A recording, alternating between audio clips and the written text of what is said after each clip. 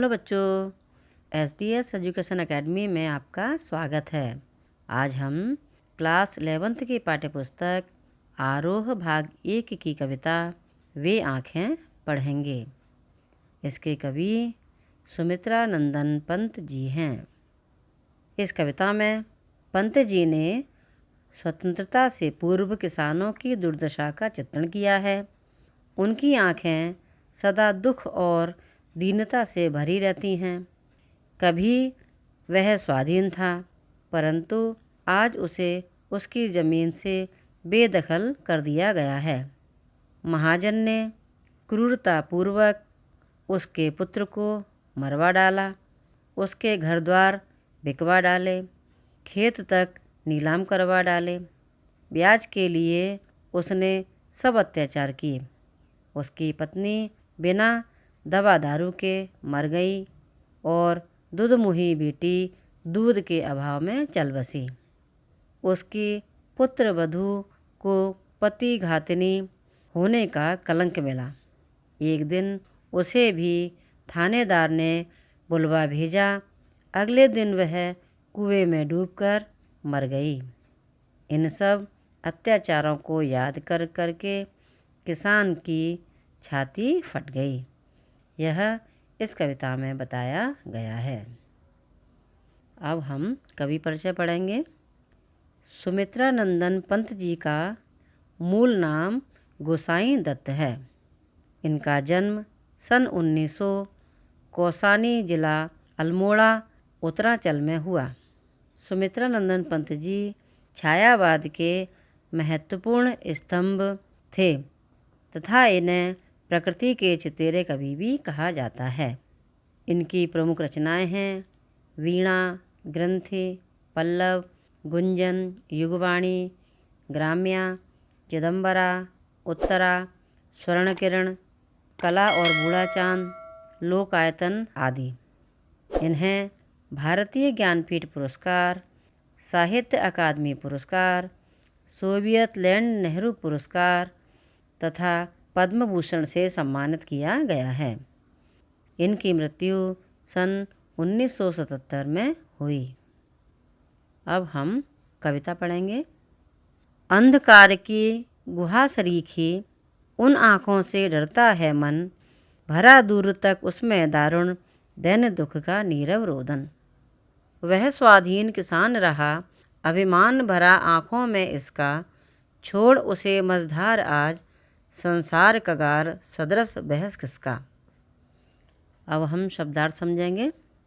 गुहा यानी गुफा, सरीखी यानी समान, दारुण यानी भयानक, दैन्य यानी दीनता, नीरव यानी मौन, रोदन यानी रोना, स्वाधीन यानी स्वतंत्र, अभिमान यानी गर्व, मझधार यानी धार के मध्य, कगार सदरस यानी किनारे के समान। अब हम अर्थ समझेंगे। अंधकार की गुहा सरीखी उन आँखों से डरता है मन, भरा दूर तक उसमें दारुण दैन्य दुख का नीरव रोदन। इस कविता में स्वतंत्रता से पूर्व के भारतीय किसान की दयनीय दशा का मार्मिक चित्र खींचा गया है। इसमें किसान की निराश आँखों में झांकता हुआ कवि कहता है कि भारतीय किसान की आँखें मुझे एक अंधेरी गुफा के समान भयानक लगती हैं। जिस प्रकार अंधेरी गुफा के भीतर झांकने में भय लगता है, उसी प्रकार किसान की शून्य आँखों में देखने में भी भय लगता है, क्योंकि उन धसी आँखों में निराशा, शोषण, पीड़ा और रुदन के सिवाय कुछ नहीं है। उन आँखों में भयानक गरीबी का दुख और उनका चुपचाप गरीबी को सहे जाने का मौन रुदन व्याप्त रहता है।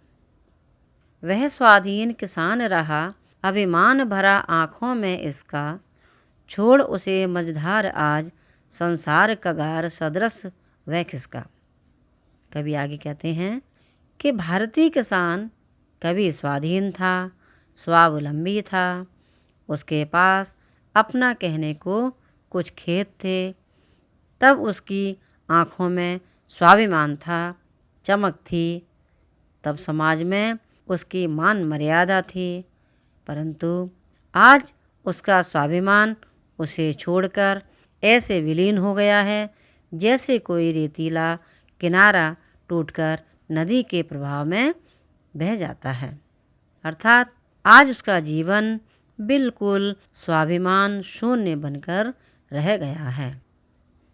इस काव्यांश में कुछ विशेष बातें हैं, जैसे अंधकार की गुहा सरीखी में किसान की शून्य आँखों के लिए सुंदर उपमा दी गई है। दारुण दैन्य दुख में अनुप्रास अलंकार है। संसार की हृदयहीनता का चित्रण करुण बन पड़ा है। कगार सदृश में उपमा अलंकार है। संस्कृत निष्ठ शब्दावली का प्रयोग किया गया है। अब हम दूसरा काव्यांश पढ़ेंगे। लहराते वे खेत द्रवों में, हुआ बेदखल वह अब जिनसे, हंसती थी उसके जीवन की हरियाली जिनके तृण तृण से। आँखों ही में घूमा करता वह उसकी आँखों का तारा, कारकुनों की लाठी से जो गया जवानी ही में मारा। अब हम शब्दार्थ समझेंगे। लहराते यानी झूमते, द्रगों में यानी आँखों में, बेदखल यानी अधिकार से वंचित, तृण यानी तिनका, आँखों का तारा यानी बहुत प्यारा, कारकुन यानी सूदखोरों और जमींदारों के कारिंदे। अब हम अर्थ समझेंगे। लहराते वे खेत द्रगों में, हुआ बेदखल वह अब जिनसे, हंसती थी उसके जीवन की हरियाली जिनके तृण तृण से। कवि कहते हैं, सूदखोर ऋणदाताओं ने किसान को अपने शिकंजे में लेकर संपत्ति से बेदखल कर दिया। आज भी उसे अपने लहलहाते खेतों की याद आती है। कवि कहते हैं कि उस किसान की आँखों में आज भी वे लहलहाते खेत झूम उठते हैं जिनसे उसे वंचित कर दिया गया है। सूदखोर सेठों ने थोड़े से ऋण के बदले उसकी सारी खेती को हथिया लिया है। उन खेतों का एक एक तिनका उसे इतना प्यारा था कि उसे देखकर किसान के जीवन में मानो हरियाली छा जाती थी। उसका मन प्रसन्न हो उठता था। दुर्भाग्य से उसे आज उन्हीं खेतों के अधिकार से वंचित कर दिया गया है। इस कारण उसके जीवन की प्रसन्नता नष्ट हो गई है। आँखों ही में घूमा करता वह उसकी आँखों का तारा, कारकुनों की लाठी से जो गया जवानी ही में मारा। महाजनों ने किसान को ऋण वापस न कर पाने के कारण खूब प्रताड़ित किया, यहाँ तक कि उसके प्रिय पुत्र को मार डाला। ऐसे पीड़ित किसान का चित्रण करता हुआ कवि कहता है कि किसान का प्रिय बेटा जवानी की ही अवस्था में साहूकार के कारिंदों द्वारा लाठियों के निर्मम प्रहारों से मार डाला गया। अपने प्रिय बेटे की वह क्रूर हत्या आज तक भी उसकी आंखों के सामने प्रत्यक्ष होकर नाचने लगती है। इस काव्यांश में कुछ विशेष बातें हैं, जैसे लहराते वे खेत में, लहराते खेतों का एक सुंदर बिंब साकार हो उठा है। जीवन की हरियाली में रूपक अलंकार है। तृण तृण में पुनरुक्ति प्रकाश अलंकार है। आँखों में घूमना तथा आँखों का तारा मुहावरे का सशक्त प्रयोग किया गया है। भाषा अत्यंत सरल, सहज एवं प्रभावी है। अब हम तीसरा काव्यांश पढ़ेंगे।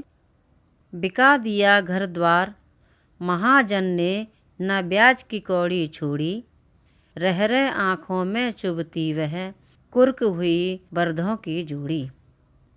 उजरी उसके सिवा किसे कब पास दुहाने आने देती, आँखों में नाचा करती, उजड़ गई जो सुख की खेती। शब्दार्थ पर ध्यान देंगे। उजरी यानी उजली या सफ़ेद, सिवा यानी बिना, दुहाने यानी दूध दुहने के लिए, यानी आह, आँखों में नाचना यानी बार बार सामने आना, दवा दर्पण यानी दवा आदि, घरनी यानी पत्नी, स्वर्ग चली यानी मर गई, दूधमुही यानी नन्ही दूध पीती। अब हम अर्थ समझेंगे।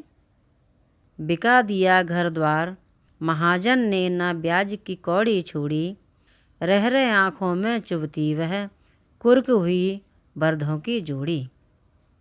महाजन अपना धन और ब्याज वसूलने के लिए कैसे कैसे अत्याचार करते हैं, इसका चित्रण करते हुए कवि कहते हैं कि महाजन ने अपना धन और ब्याज वसूलने के लिए किसान की घर संपत्ति सब नीलाम कर डाली, उसे घर से बेघर कर दिया, किंतु अपने ऋण का ब्याज एक एक पाई करके चुका लिया। किसान की दयनीय अवस्था को देखकर जरा भी दया नहीं आई। उसने अपनी प्रिय बैलों की जोड़ी को भी उसके देखते देखते नीलाम कर दिया। वह किसान उसे विवश होकर नीलाम होते देखता रहा, कुछ कर नहीं पाया। आज भी बैलों की नीलामी की वह स्मृति उसके मन में वेदना जगा जाती है। उजरी उसके सिवा किसे कब पास दुहाने आने देती, आँखों में नाचा करती, उजड़ गई जो सुख की खेती। यहाँ उजड़े हुए किसान की मर्म व्यथा बताई गई है। उसकी संपत्ति और गायें नीलाम कर दी गई हैं।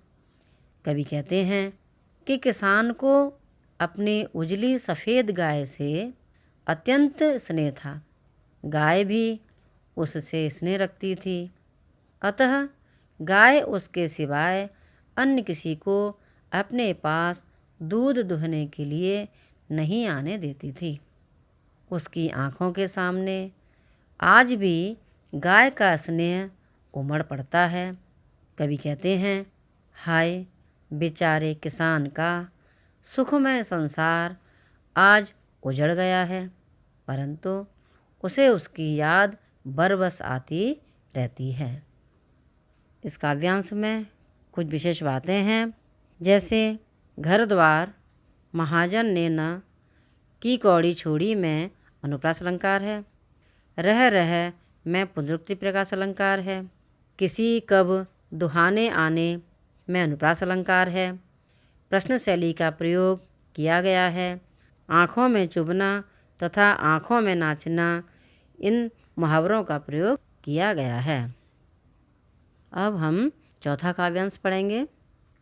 बिना दवा दर्पण के घरनी, स्वर्ग चली आँखें आती भर, देख रेख के बिना दूध मुही, बिटिया 2 दिन बाद गई मर।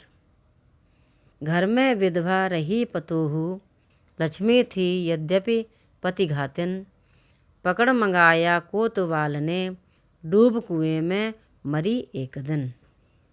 हम शब्दार्थ समझेंगे। दवा दर्पण यानी दवा आदि, घरनी यानी पत्नी, स्वर्ग चली यानी मर गई, दूधमुही यानी नन्ही दूध पीती, पतोहू यानी पुत्रवधू, लक्ष्मी यानी लक्ष्मी के समान शुभ, पतिघातिन यानी पति की हत्या करने वाली, कोतवाल यानी थानेदार। अब हम अर्थ समझेंगे। बिना दवा दर्पण के घरनी, स्वर्ग चली आँखें आती भर, देख रेख के बिना दूध मुही, बिटिया 2 दिन बाद गई मर। महाजनों के शोषण के कारण खुशहाल किसान किस प्रकार उजड़ गया। उसके खेत और बैल नीलाम हो गए, लड़का मारा गया, तब भी अत्याचार कम नहीं हुए। कवि कहते हैं कि किसान की पत्नी दवा दारू के अभाव में ही मर गई। वह इतना फटे हाल था कि पत्नी की बीमारी का इलाज भी नहीं कर पाया।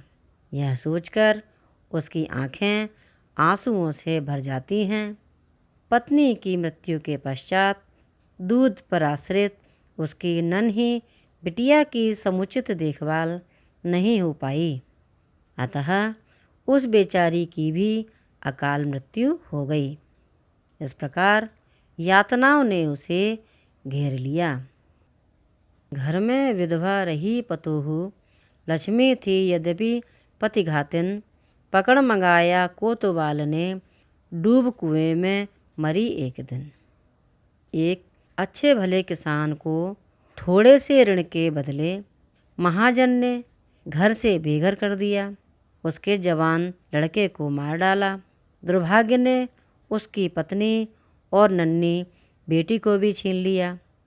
फिर भी उसकी यातनाएं समाप्त नहीं हुई। उसकी पुत्रवधू की दुर्भाग्यपूर्ण मृत्यु इस प्रकार हुई। इसका वर्णन करते हुए कवि कहते हैं कि उस किसान के घर में उसकी विधवा पुत्रवधू शेष बच रही थी। यद्यपि उसे पतिघातिन अर्थात पति की हत्या का कारण समझा जाता था, पर अब वही इस घर की गृहलक्ष्मी के समान थी। उसे भी एक दिन कोतवाल ने बुलवाकर अपनी वासना से भ्रष्ट कर दिया। परिणाम स्वरूप वह लाज के मारे कुएं में कूदकर मर गई। बेचारा किसान अपना सर्वस्व खोकर नितांत अकेला रह गया। इस काव्यांश में कुछ विशेष बातें हैं, जैसे यहाँ किसान की फटेहाली गरीबी की व्यवस्था का चित्रण करुणापूर्ण किया गया है।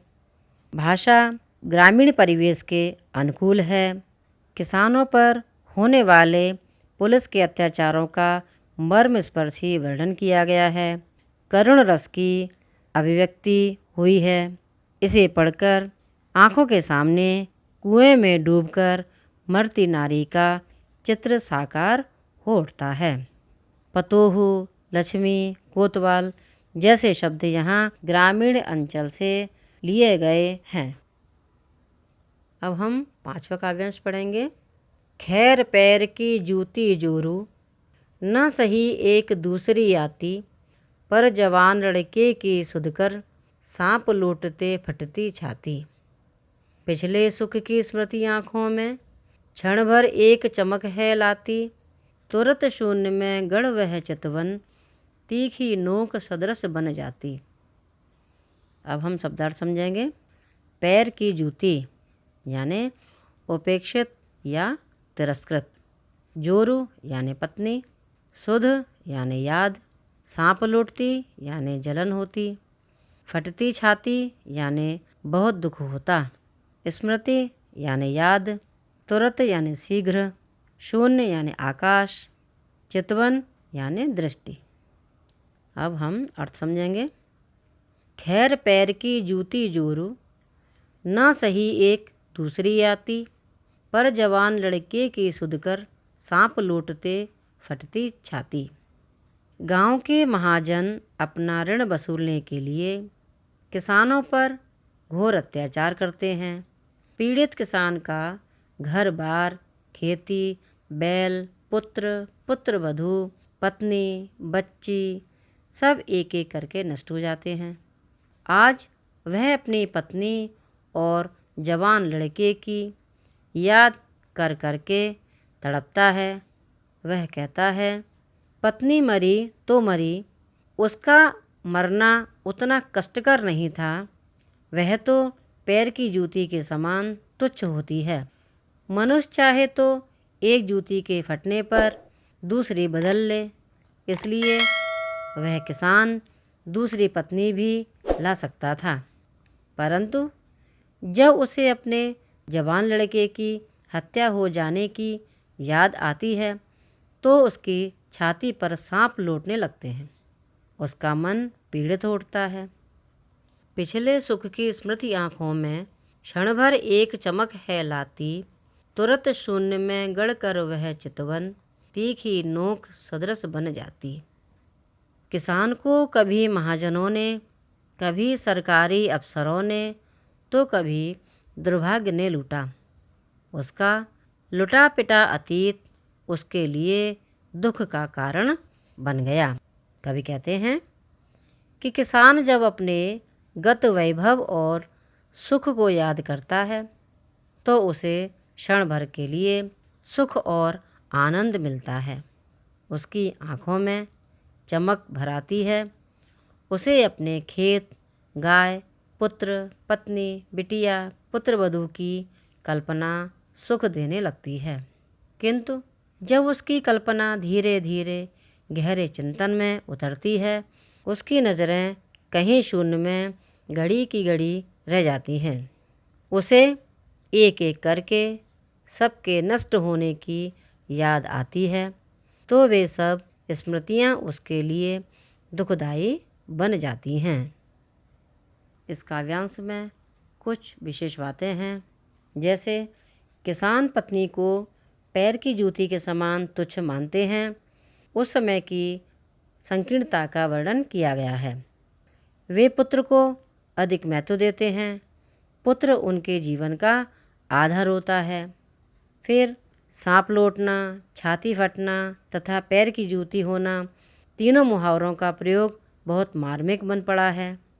ग्रामीण भाषा का प्रयोग किया गया है। किसान का जीवन ऐसा दुखमय है कि उसे यथार्थ जीवन में भी दुख मिलता है, कल्पना में भी दुख मिलता है। तो हमने पढ़ी कविता वे आँखें, जिसके कवि थे सुमित्रा नंदन पंत। यदि ये कविता अच्छी लगी हो तो इस वीडियो को लाइक करें और आगे आने वाली वीडियो को देखने के लिए चैनल को सब्सक्राइब करें। तो मिलते हैं अगली वीडियो में। धन्यवाद।